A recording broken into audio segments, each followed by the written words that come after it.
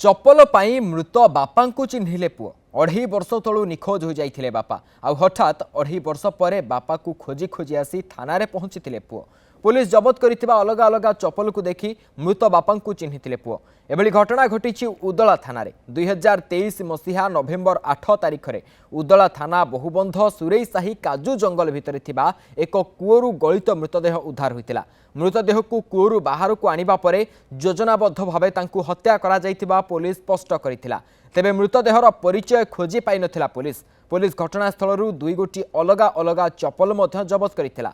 से मृतदेहर परिचय खोजी खोजी पुलिस नयांत होइतिबा बेले घटना क्राइम ब्रांच हाथ को जाइथिला। हेले अचानक 2.5 वर्ष पर उदला थाना सुखुआ साही गाँव विश्वनाथ सिंह तांको निखोज बापा को खोजी खोजी थाना रे पहुंचीबा परे पुलिस तांको संदेह रे उक्त घटनार चप्पल देखाइथिला। तेबे जहाँ देखिबा परे से चप्पल तांको बापा दुबराज सिंह कर बोली दाबी करथिले विश्वनाथ।